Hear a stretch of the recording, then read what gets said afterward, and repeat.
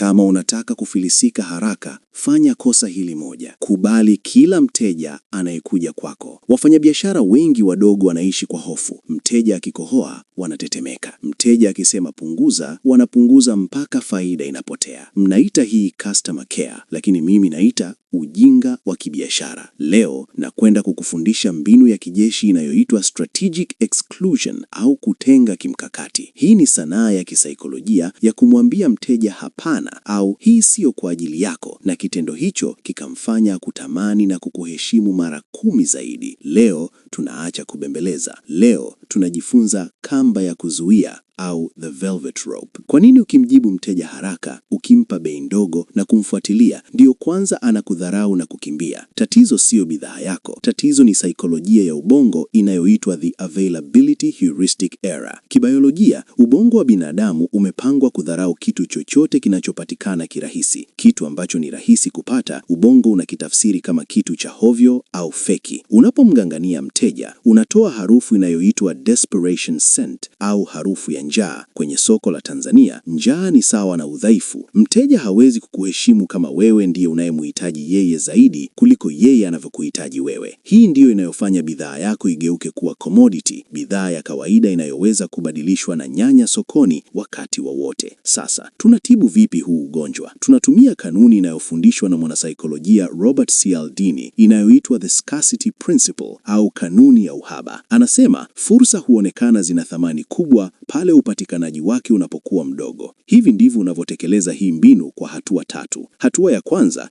ni chulio la maneno au the disqualifier. Acha kuweka matangazo yanayosema wote karibuni. Hiyo ni lugha ya matapeli. Kwenye bio yako ya Instagram au caption, anza kwa kusema nani humtaki. Kwa mfano, usiseme tunauza dawa za kupunguza uzito. Sema programu hii haiwafai watu wanaotafuta matokeo ya siku moja. Hii ni kwa ajili ya walio tayari kufanya kazi kwa wiki 6 tu. Ukisema hivi, mteja sahihi atajisemea, huo sio mimi niko serious. Unamfanya ajichague mwenyewe. Hatua ya pili ni fremu ya maombi au the application frame. Mteja akiuliza bei DM au WhatsApp, usitapike bei kama kasuku. Badilisha neno nunua liwe angalia kama unafaa. Mteja akiuliza bei, mjibu, boss, kabla sijakupa bei, naomba nikuulize maswali mawili nione kama hii bidhaa itaendana na tatizo lako. Sitaki ulipe ukiwa huna uhakika. Hapa unahama kutoka kuwa muuzaji na unakuwa daktari. Daktari hagawi dawa, anafanya uchunguzi kwanza. Hii inajenga heshima. Hatua ya 3 ni ukimya wa makusudi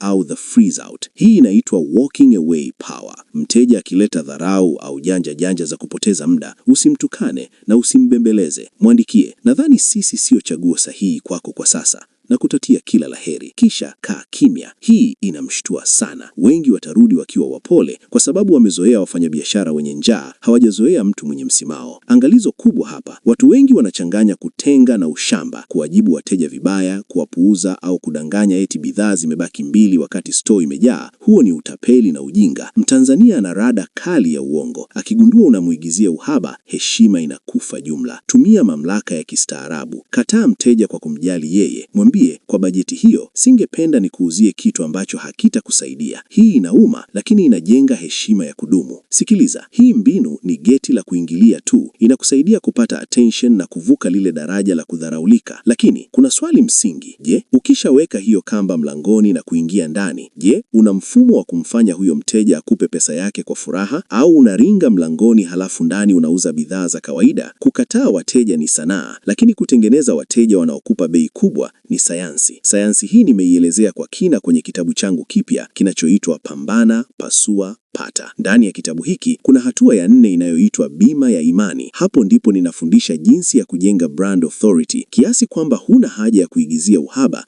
kwa sababu wewe mwenyewe unakuwa adimu. Video hii imekupa first aid ya kuzuia dharau. Kitabu kitakupa upasuaji kamili wa kugeuza kero kuwa pesa. Kama unataka kutoka kwenye kuuza kwa kubahatisha na kuingia kwenye kuuza kwa mkakati, huu ndio mwongozo wako. Kama umewahi kupoteza mteja kwa sababu ya kujipendekeza, andika kwenye comment hapo chini neno thamani. Na kama unataka hiyo ramani kamili, link ya kitabu cha Pambana, Pasua, Pata iko hapo chini. Mimi ni Mgariba. Karibu Jando la Ujanja.